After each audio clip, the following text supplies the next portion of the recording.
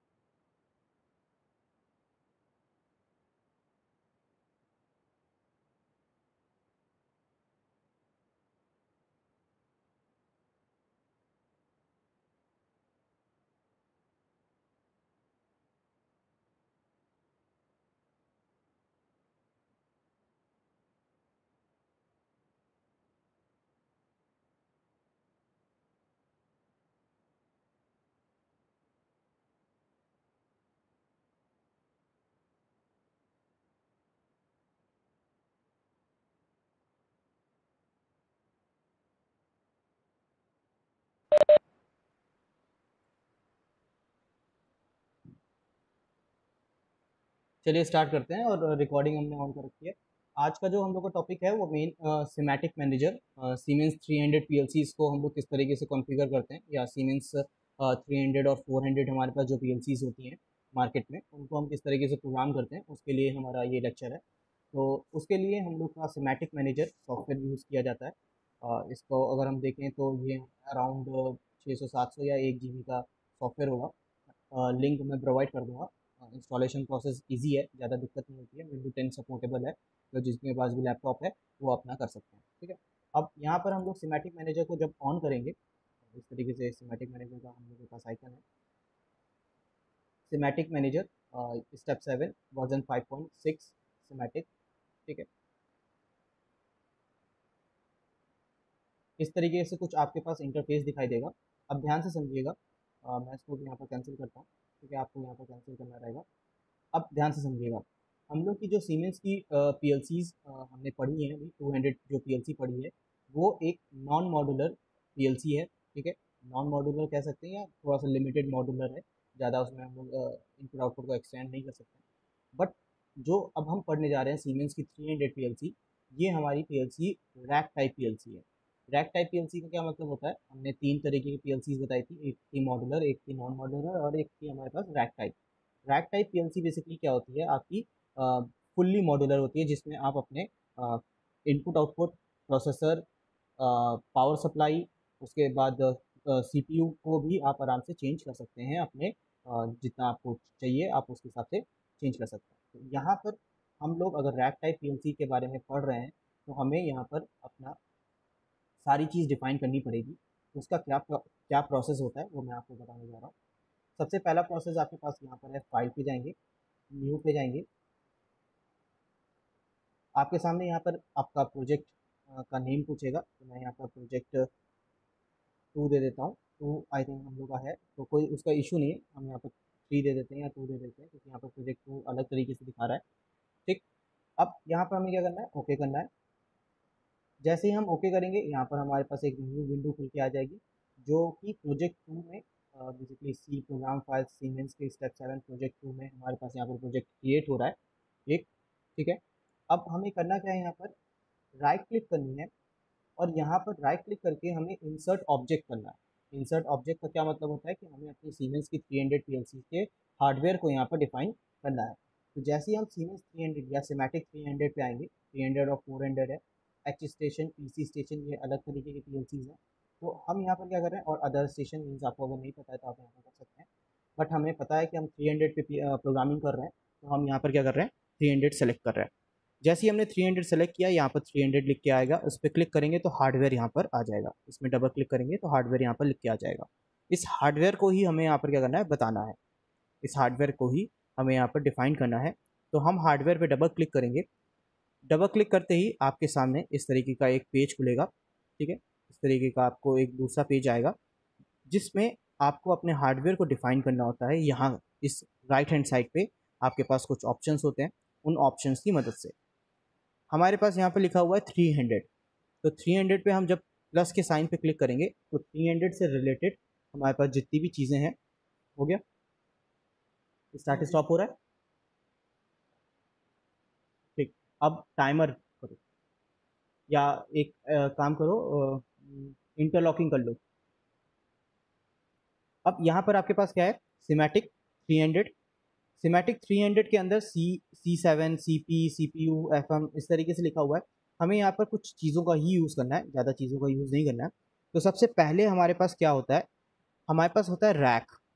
Rack क्या, जो जिस पे हम लोग पीएलसी को रखते हैं, लगाते हैं, उसे हम लोग रैक या रेल कहते हैं। ये देखिए, आप यहाँ पर देख पा रहे होंगे रेल लिखा हुआ है। रेल में हम लोग अपने कंपोनेंट्स, इनपुट आउटपुट की डिवाइस, एनालॉग इनपुट आउटपुट की डिवाइस, प्रोसेसर, पावर सप्लाई, इन सबको क्या करते हैं, लगाते हैं। तो वो रेल हमें चाहिए। तो रेल लेने के लिए हमने यहाँ पर डबल क्लिक किया, रेल यहाँ पर क्या हुआ, एक तरीके से आपके पास टेबल बन के आ गई। अब क्या है, जो लेटेस्ट सॉफ्टवेयर्स आ रहे हैं पीएलसी के, उसमें बिल्कुल रेल जैसा बन के आता है, जैसा हार्डवेयर पे आप देखते हैं ना, वैसा ही यहाँ पर भी बन के आता है। आप यहाँ पर पीएलसी को कनेक्ट करेंगे और लगाएंगे तो आपका सारी चीज़ें दिखाई देती है, ठीक है। तो यहाँ पर आप देखेंगे तो फर्स्ट ऑप्शन है, आपको फर्स्ट ऑप्शन में यहाँ पर पावर सप्लाई लेनी है। पावर सप्लाई क्या होता है, पीएस, पीएस मतलब पावर सप्लाई।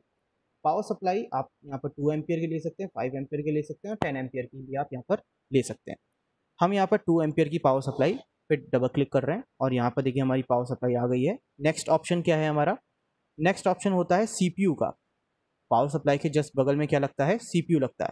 तो जैसे ही हम सीपीयू पे यहाँ पर क्लिक करेंगे, हमारे पास यहाँ पर बहुत सारे सीपीयूज आपके सामने दिखाई देंगे, जिसमें से अगर हम देखें कि हमारी पीएलसी, अगर सॉफ्टकॉन की बात करें तो सॉफ्टकॉन में हमारे पास 314 IFM नाम की प्रोसेसर की पीएलसी है, जिसमें उसके प्रोसेसर के अंदर भी हमारे पास कई कैटेगरीज हैं, जिसमें से ये वाली कैटेगरी है हमारे पास 6E7S7 314 5AE030AB0, ये वाली हमारे पास पीएलसी है, जिसमें अगर हम क्लिक करते हैं तो हमारे पास वर्जन 1 है, सबसे पहला वाला ही हमारे पास वर्जन है। तो आप देख पा रहे होंगे कि इस तरीके से हमारे पास डिफरेंट डिफरेंट पीएलसीज के प्रोसेसर्स का यहाँ पर पूरा एक तरीके से कलेक्शन है। आप कोई सा भी कलेक्शन चूज कर सकते हैं, बशर्ते आपको पता होना चाहिए कि आपकी पीएलसी में कौन सा प्रोसेसर लगा हुआ है, ठीक है। पूरी डिटेल आपको होनी चाहिए, और वो पीएलसी के हार्डवेयर पे लिखा भी होता है, ठीक है। तो ज़्यादा दिक्कत नहीं होती है, पीएलसी को आप घुमा के देखेंगे तो उसके डिस्क्रिप्शन में सारी चीज़ें नोट होती हैं। अब तीसरा जो ऑप्शन होता है वो कम्युनिकेशन के लिए होता है, तो हम यहाँ पर कम्युनिकेशन ब्लैंक रखते हैं।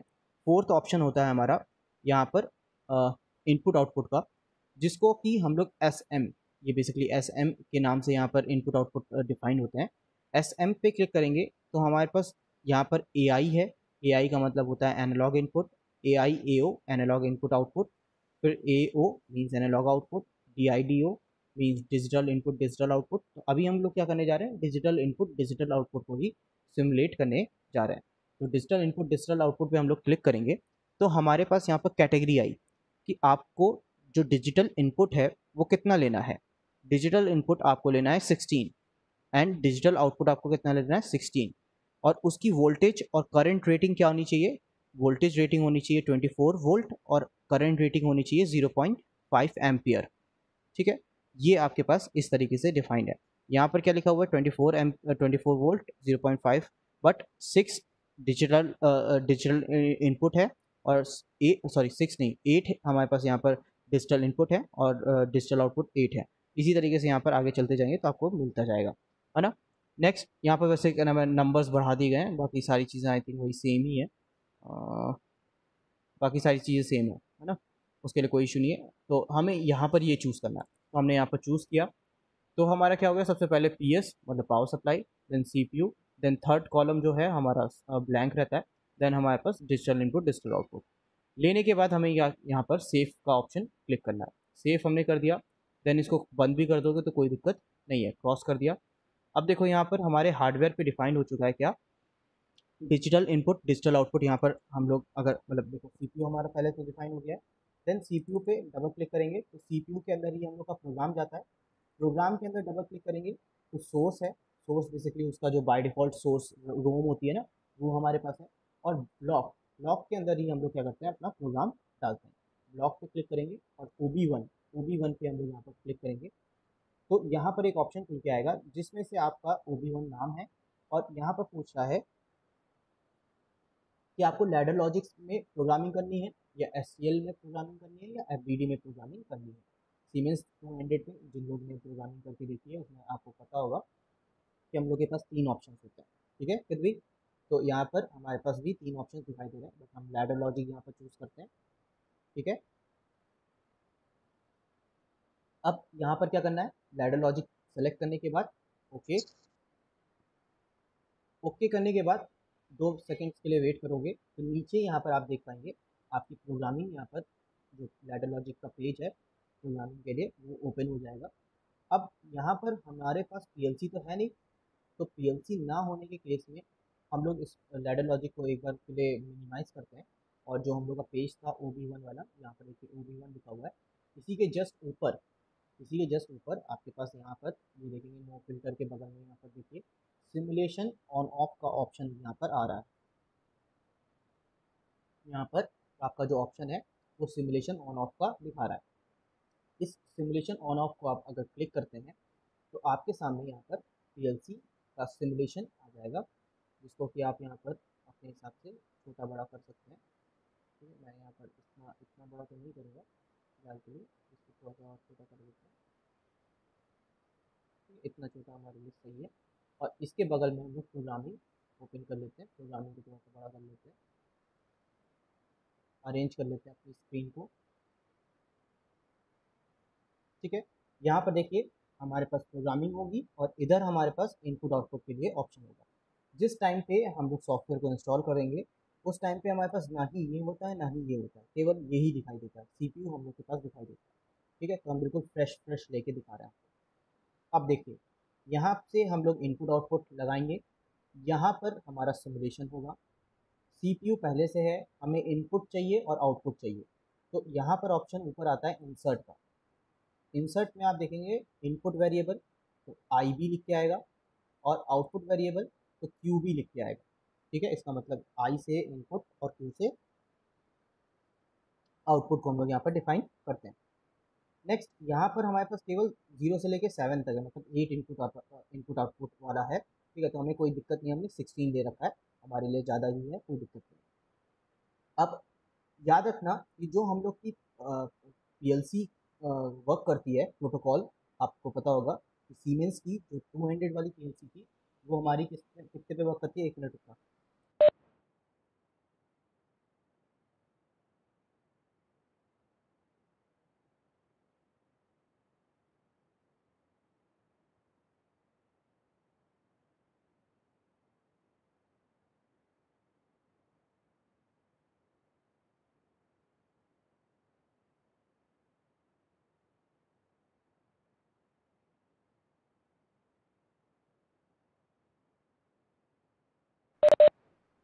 तो हम लोग की जो सीमेंस की 200 वाली पीएलसी होती है वो कौन सी प्रोटोकॉल पे काम करती है, पीपीआई प्रोटोकॉल पे काम करती है।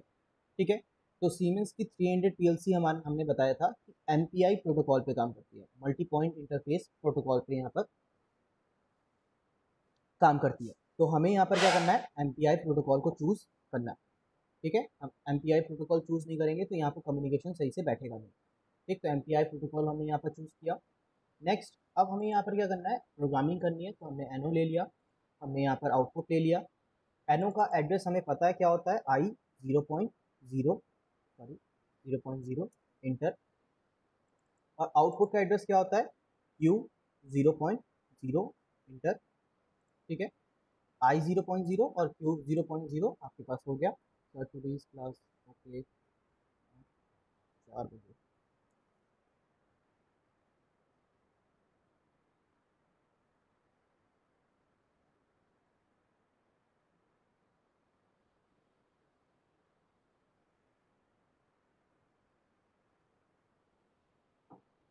चार्जर कौन के पास हो गया,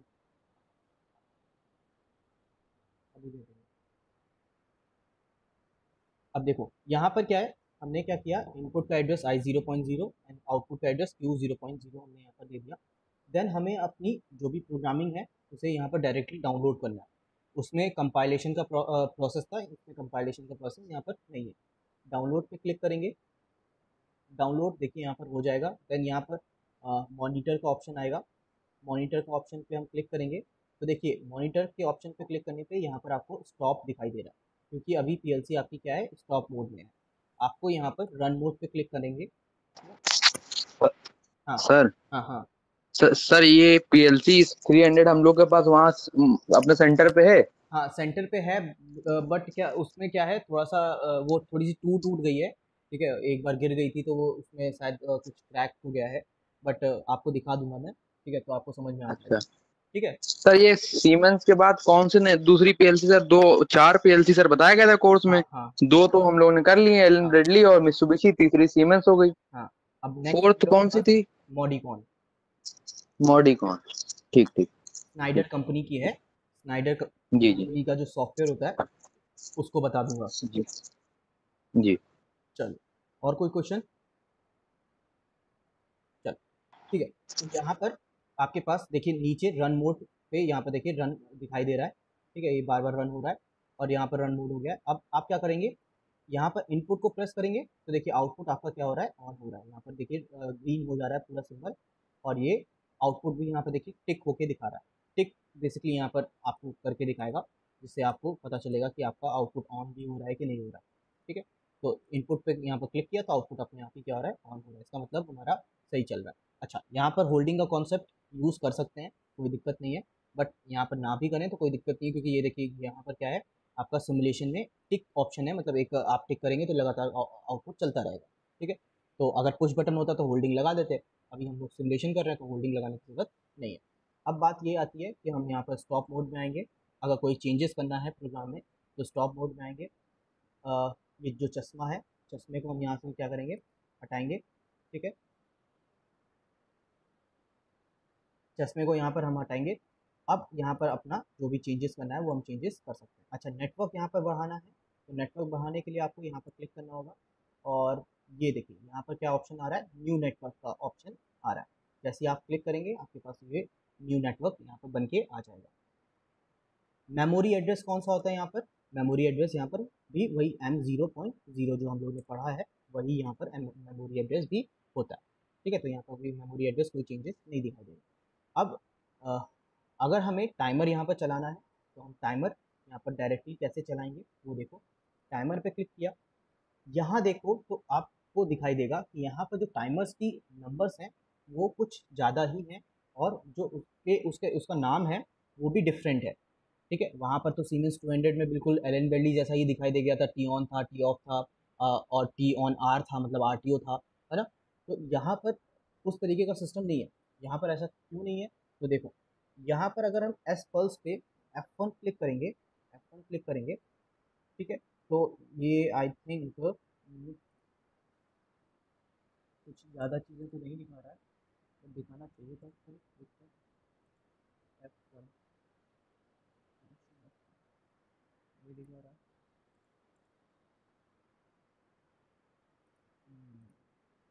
समरी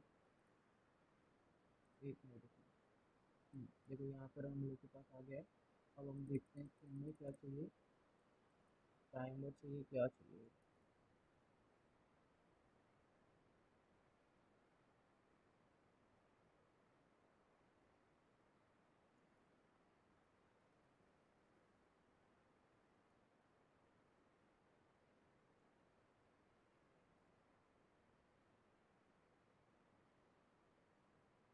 एक मिनट रुकिए, देख रहा हूँ मैं।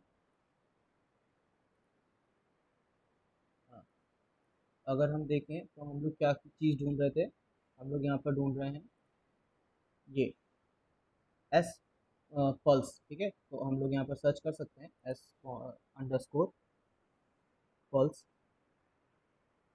ठीक है, देखते हैं अगर मिलता है तो अच्छी बात है, नहीं मिलता है तो कोई दिक्कत नहीं है। नहीं आया इसका मतलब, देख लेते हैं।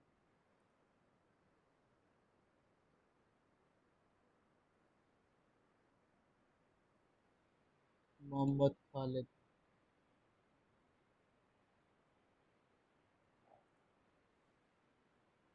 तुम लोग बीच बीच में छोड़ के चले जाते हो। चलो अटेंडेंस दे देते तुम लोग को।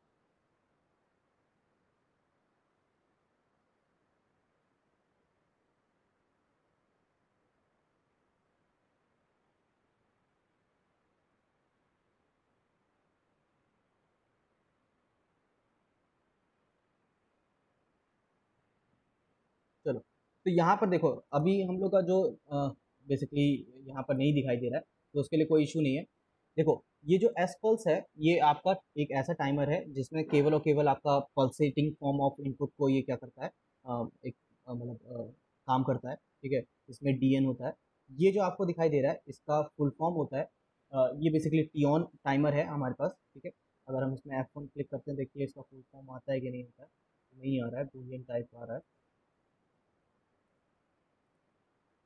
समरी में नीचे आएंगे, programming parameters data overview of PLC,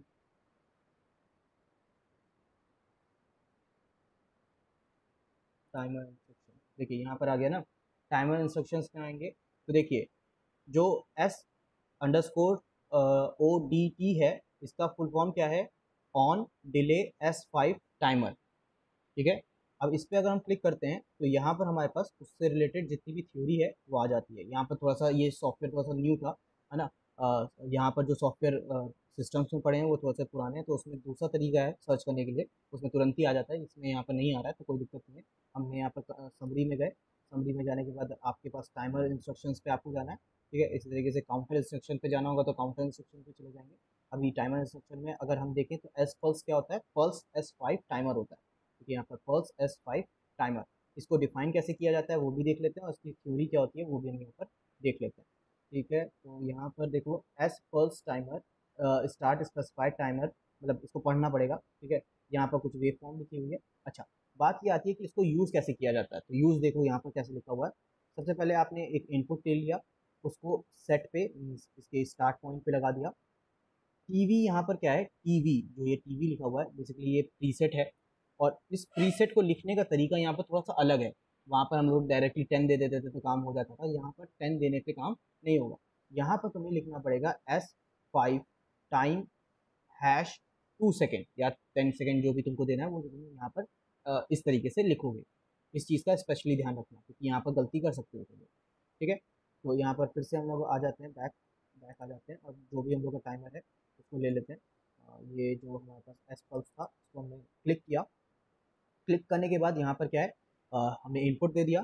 TV पे हम लोग को क्या लिखना है, five time S5 time 2 second. ठीक है, S5 टाइम 2 सेकेंड, ये हम लोग ने लिखा तो देखो गलत हो गया, आई थिंक हमने कुछ गलती कर दी है। देखते हैं, हैश, हाँ हम हैश भूल गए थे, तो हैश यहाँ पर लिखना ज़रूरी है।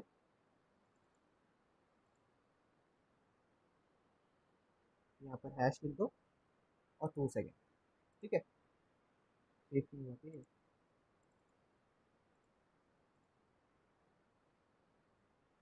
हैश। ठीक है, अब देखो यहाँ पर हो गया। ठीक है, ये सही हो गया। ठीक, इस चीज़ का ध्यान रखना। देन उसके बाद यहाँ पर रीसेट भी है हमारे पास, तो रीसेट में भी हम लोग को कोई इनपुट देना पड़ेगा। तो हमने यहाँ पर मान लो I 0.2 दे दिया, I 0.1 दे दिया, चलो ठीक है 0.1 दे दिया। देन यहाँ पर हमारे पास आउटपुट डायरेक्टली हम लोग सामने ही यहाँ पर लगा सकते हैं। अब क्वेश्चन आ रहा होगा कि आउटपुट को क्या मिलेगा, तो आउटपुट हमें पता है कि आउटपुट हमें डीएन मिलेगा यहाँ पर। ठीक है, डीएन मिलेगा या क्या मिलेगा वो हम लोग देख लेते हैं। और यहाँ पर टाइमर का एड्रेस क्या होगा, T5 लिख सकते हैं, 1 लिख सकते हैं, कुछ भी लिख सकते हैं। ठीक है, हम लोग यहाँ पर लिख लिए क्या दिक्कत है। T1 हमने यहाँ पर टाइमर ले लिया। अगर नहीं समझ में आ रहा है तो फिर से F1 दबाओ। F1 दबाओगे देखो यहाँ पर T5 टाइमर ले रखा है। ठीक है, हमने T1 ले लिया तो हमें कोई दिक्कत नहीं है। ठीक है, T1 से लेके हम कोई सा भी एड्रेस यहाँ पर ले सकते हैं। ठीक, चलो ये हो गया। अब देख लेते हैं इसको रन करके कि क्या क्या कुछ डिफरेंस है, हमें क्या मिलता है। तो क्या बोल रहा है, OB1 already exist, do you want to overwrite. Yes, मतलब इसके अंदर OB1 पहले से एग्जिस्ट था, उसको हमने ओवरराइट कर दिया है, मॉनिटरिंग को ऑन कर दिया है। देन रन मोड पे आए हैं। ठीक है, ये रन हो गया है। रीसेट यहाँ पर 1 नहीं है, होना नहीं चाहिए। एक बार रीसेट करके देखिए। चलो देखो, जैसे ही आप यहाँ पर करेंगे देखिए यहाँ पर 1 लिख के आ जाएगा। ठीक है, हमने इसको हटा दिया और अब ऑन किया तो देखिए ये आउटपुट जो है ये, अच्छा ये TT बिट वाला जैसा आउटपुट है। देखिए ध्यान से देखिए, हमने यहाँ पर 2 सेकंड दिए थे तो ये 2 सेकंड के लिए ही क्या हुआ, ऑन हुआ, और उसके बाद ये ऑफ हो गया। मतलब ये TT बिट वाला टाइम आपको दे रहा है। आई थिंक क्लियर हो रहा है विद वही Khalid and Irfan. Yes sir. ठीक है, तो ये हमारे पास कैसा है, TT बिट देता है। ठीक है, DN बिट बनानी होगी तो हम बना लेंगे, हम लोग को उसका भी कोई इशू नहीं है। ठीक है, तो ये एक पहला टाइमर हुआ। अब दूसरा देख लेते हैं। दूसरा देखने के लिए हम लोग ने फिर इसको मॉनिटरिंग हटाई, इसको हटा दो और क्या ले लो, ये ऑन सर डिले। डीएन हाँ हाँ सर डीएन बनाने के लिए सर तो पहले डीएन से टीटी तो बना ले सर, एनसी लेके वही मेमोरी एड्रेस का वाला। पर हाँ इसमें टीटी को सर डीएन कैसे बनाएंगे? हाँ, तो देखो TT को DN बनाने के लिए तुमको क्या करना होगा। DN क्या होता है, इनिशियली तो ऑन रहता नहीं है। TT जैसे ही बंद यस होता है सर। वैसे ही हमारा DN ऑन हो जाता है। तो यहाँ पर हमें क्या करना पड़ेगा, ये जो आउटपुट है, या आउटपुट को हटा के कुछ और लिख दो यहाँ पर, जैसे M0 लिख दो, M0 point yes sir. Zero लिख दो। ठीक है, M0.0 यहाँ पर जितनी देर के लिए ऑन होगा उतनी देर के लिए DN ऑफ रहेगा। जैसे ही ये ऑफ हो जाता है वैसे ही ऑन हो जाएगा। ठीक ठीक ठीक ठीक है, ठीक ठीक ठीक और ठीक। तो और सुनो, ये भी है, हम्म यहाँ पर हमें हम्म। एनो भी लगाना पड़ेगा। किसका एनो लगाना पड़ेगा, उसका, ये सप्लाई का। सप्लाई अच्छा है चलेगा। ना, क्योंकि जब तक सप्लाई आएगी तभी होना चाहिए, वरना सप्लाई नहीं भी आएगी तब भी ये ऑन रहेगा तो फायदा क्या है ना। हम्म। ठीक है, तो सप्लाई तो यहाँ पर रहेगी ही रहेगी। ठीक है, तो ये हो गया। अब इसको देख लेते हैं कि ये कैसे काम करता है। तो फंक्शन F1 दबाते हैं, फंक्शन F1 दबाया, यहाँ पर देखते हैं क्या लिखा हुआ है, ऑन डिले टाइमर। ठीक है, इसको यहाँ पर इसका तरीका क्या है, ये देखिए यहाँ पर तरीका भी दे रखा है।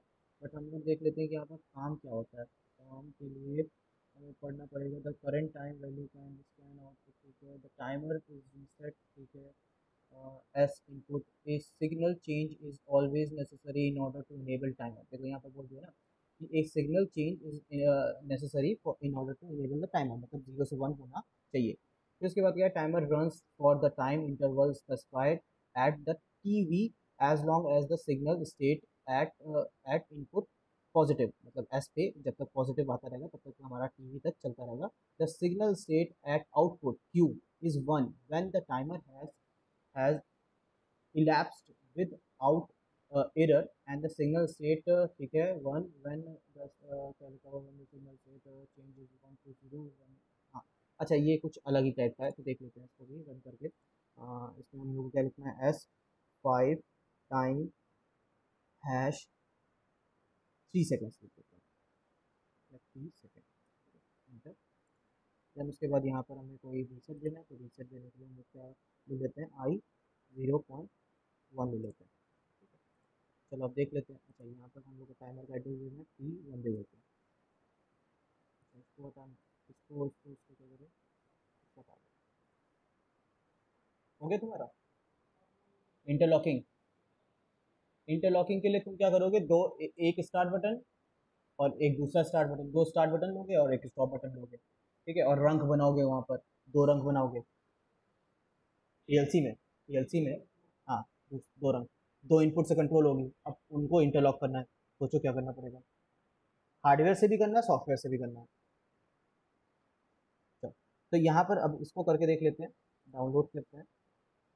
यस, देन क्या है, चश्मे वाला ऑप्शन क्यों नहीं मिल रही है, क्या बोल रहा है, एग्जिट। यस, चश्मे वाला ऑप्शन क्यों नहीं मिल रहा, पता नहीं।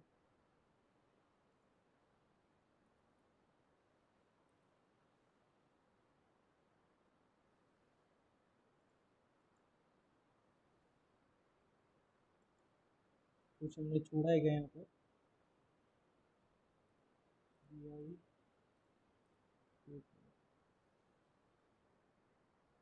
नहीं कुछ छोड़ा तो नहीं, इस प्रोग्रामिंग में कोई एरर तो नहीं है। Q0.0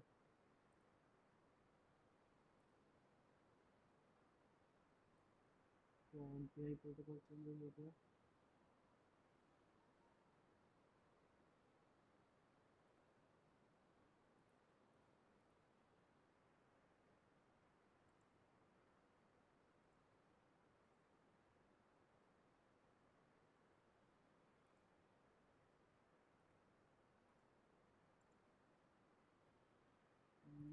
क्या दिक्कत हुई?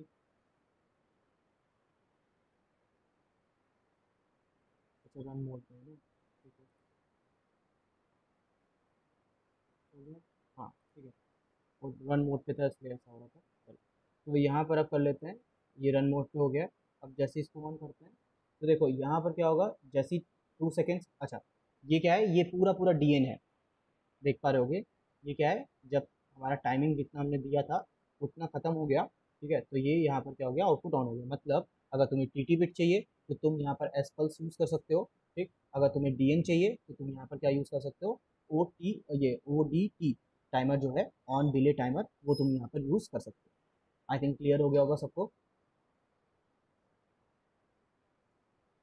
नेक्स्ट अब हम क्या ठीक है करेंगे। सर सर हाँ सर इसमें जो टाइमरी में डीएन और टीटी का ऑप्शन दिया होता है वो बनाना नहीं पड़ेगा? हाँ, यहाँ पर जैसे ये आपको TT दे दे रहा है और ये आपको DN यस दे सर। रहा है, ठीक है, तो आपको जैसा यस सर। जो यस। जो भी काम है वो आप ले सकते हो, ठीक है, ये और यस थोड़ा सा सर। अच्छा कर दिया इन्होंने। अब ठीक ठीक। इसमें क्लिक करके देखते हैं कि ये क्या है। तो ये देखो यहाँ पर क्या है, ऑन डिले टाइमर DT, यहाँ पर ऑफ वाला देखते हैं, ऑफ वाला क्या है। इसको open जो है तो नहीं आ रहा, तो इसको हम यहाँ पर ले लेते हैं, इस पर क्लिक करते हैं।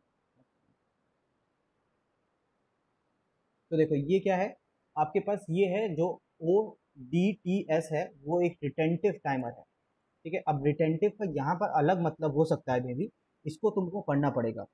Retentive on delay timer start the specified time if there is a positive edge, ठीक है। A signal change is always नजर, ठीक है। The timer run the time interval specified, ठीक है। ये भी सही चीज़ है, सही है। द टाइमर नहीं, यहाँ पर कुछ लिखना लिखना चाहिए, क्या है, the timer runs for the specified interval eight the TV even the signal state change. हाँ, देखो यहाँ पर रिटेंटिव टाइमर का मतलब वही है जो हम लोग के पास वो हो जाता था ना, अपनी वैल्यू को होल्ड रखता था, वैसे ही यहाँ पर भी है। अगर टीवी में फिर से सेव कर देते हैं S2, नहीं S5 में, आरटीओ टाइप। हाँ RTO टाइप रिटेंटिव में, हाँ सही। टाइम हैश 5 सेकेंड मान लो, हमने दे दिया 5 सेकेंड, ठीक है। और यहाँ पर रीसेट दे दिया, तो I0 करके देख लोगे तो तुमको समझ में सब आ जाएगा, ठीक है। बट सॉफ्टवेयर तुम्हारे पास होना चाहिए, सॉफ्टवेयर नहीं होगा तो फिर या तो यहाँ पर आके करो किसी दिन आके, ठीक है, नहीं तो वहाँ पर करो। सॉफ्टवेयर हो तो अच्छे से कर सकते हो, ठीक है। मैंने T4 दे दिया, अब देखता हूँ यहाँ पर काम करता है कि नहीं करता है।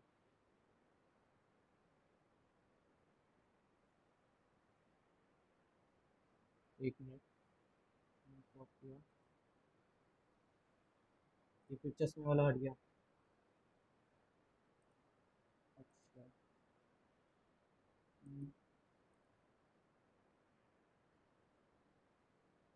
चलो स्टेटस मॉनिटर हो रहा है क्या, नहीं हो रहा है, तो क्या ही दिक्कत हो रही है इसमें।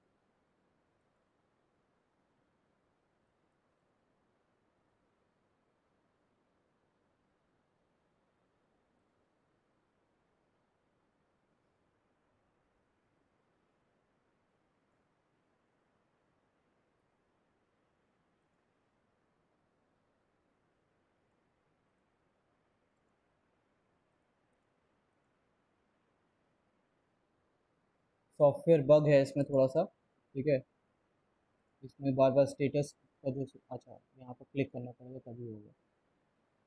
ब्लॉक नोट टू फाइंड क्या,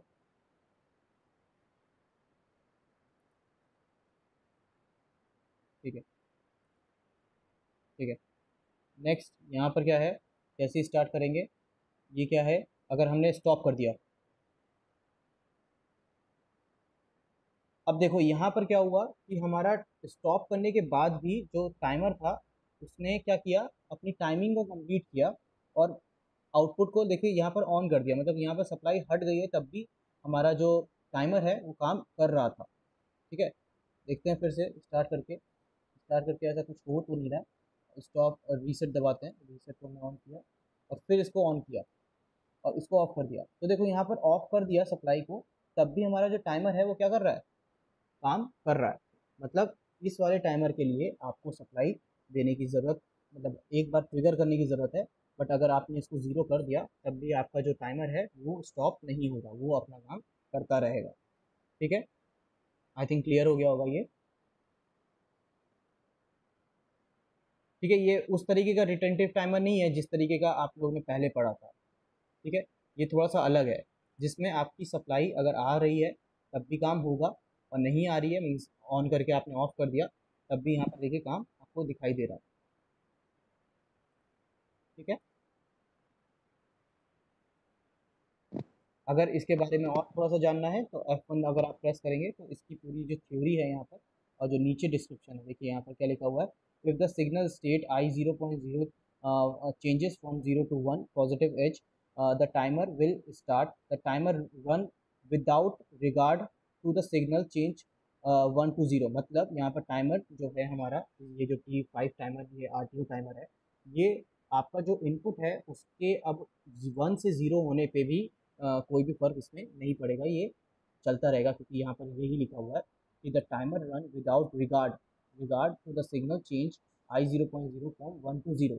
मतलब 1 से 0 भी हो जाए तो उसको कोई फर्क नहीं पड़ता है। इफ द सिग्नल स्टेट, क्या लिखा हुआ है, state at I 0.0 change from 0 to 1 before the time has expired, the timer will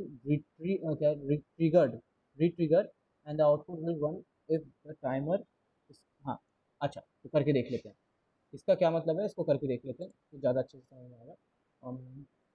one किया, फिर से वन कर दिया, देखिए वन कर दिया, तो देखो क्या हो रहा है, देखो ध्यान से देख पा रहे होगे तुम लोग, पता नहीं तुम लोगों को समझ में आ रहा है कि नहीं आ रहा है।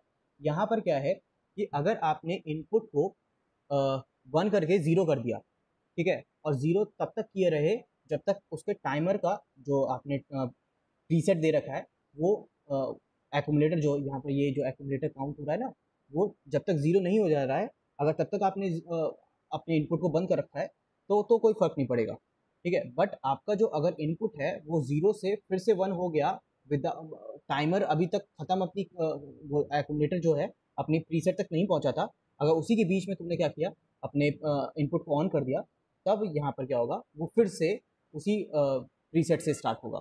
देखो यहाँ पर देख पा रहे होंगे, इसको हमने रीसेट किया एक बार, उसके बाद यहाँ पर जैसे ही वन किया, ज़ीरो कर दिया, ठीक, फिर से वन किया तो देखो 4 सेकेंड या मतलब वही 5 सेकेंड से ये फिर से स्टार्ट हो रहा है। जितनी बार तुम इनपुट को ऑन कर रहे हो उतने ही से ये क्या कर रहा है, स्टार्ट हो रहा है।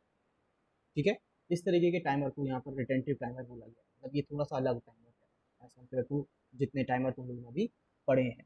ठीक है, और ये वाला जो है ये ऑफ डिले टाइमर है। ठीक है, इसका तो तुम लोगों को पता ही होगा कैसे काम करना है, बट यहाँ पर भी हम लोग तब भी देख लेते हैं कि ऑफ डिले टाइमर भी, सॉरी यहाँ पर इसको ऐसे नहीं देखा जाएगा, पहले अपनी पीएलसी को स्टॉप करो, अपने मॉनिटरिंग को ऑफ करो, यहाँ पे ऑफ डिले टाइमर लगाओ और इसको ऑफ डिले टाइमर को यहाँ से इसको हटा दो। ऑफ डिले टाइमर को जरा F1 प्रेस करके देखो कि क्या लिखा हुआ है, नीचे आओ यहाँ पर, if the signal state I 0.0 changes from 1 to 0, 1 to 0, देखो यहाँ पर बोल दिया ना 1 to 0, the timer is start. जैसे ऑफ टाइमर में क्या होता था, एलन बेल्डी में हम लोग जब स्टार्ट से स्टॉप करते थे, है ना, 1 से 0 होता था तब हमारा टाइमर काम करता था जब। ठीक है, तो वैसे ही यहाँ पर भी है, देखिए Q4 0.0 is 1 when I 0.1 0.0 is 1 और द टाइमर इज रनिंग। ठीक है, टाइमर रन करेगा, ठीक है, तब तक हमारा ये चलता रहेगा, जैसे ही हमारे पास वो होगा वो बंद हो जाएगा, तो करके देख लेते हैं तब ज़्यादा अच्छे से समझ में आएगा। T5 या T3 हमने दे दिया, देन यहाँ पर हमने टाइमर दे दिया S5 टाइम हैश 3 सेकेंड या 6 सेकेंड दे देते हैं, इस बार थोड़ा सा ज़्यादा टाइम दे के देखते हैं। और रीसेट के लिए हम यहाँ पर क्या दे देते हैं, आई 0.1 दे देते हैं। ठीक है, अब करके देखते हैं। डाउनलोड, मॉनिटरिंग, रन टाइम, इसको 1 किया तो देखो यहाँ पर टाइमिंग नहीं हो रही है, देखो यहाँ पर टाइमिंग यहाँ पर कैलकुलेट नहीं हो रही है, और यहाँ पर हमने 1 दे रखा है। अब ऑफ करेंगे तो देखो यहाँ पर टाइमिंग कैलकुलेट होना स्टार्ट होगी, और टाइमिंग जब तक कैलकुलेट होती रहेगी, ये एक तरीके का वही टी बिट है, याद करो, नहीं नहीं टी बिट नहीं है, डीएन है, डीएन।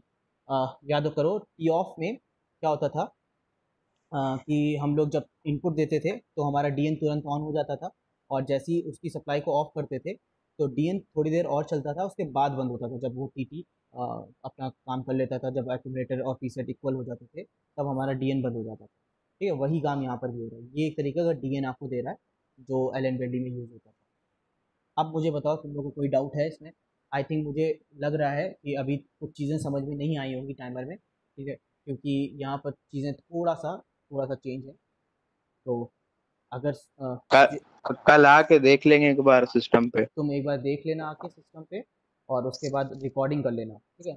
ये वाली ठीक रिकॉर्डिंग सर। भी हम ग्रुप में भेज देंगे, और कल तुम आना तो रिकॉर्डिंग करके ग्रुप में भेज देना, ठीक है। ठीक सर ठीक। चलो, तो चलो आज के लिए इतना ही रखते हैं, बाकी कल आना तो कल हम दे देंगे, ठीक है। तो चलो, थैंक यू सो मच।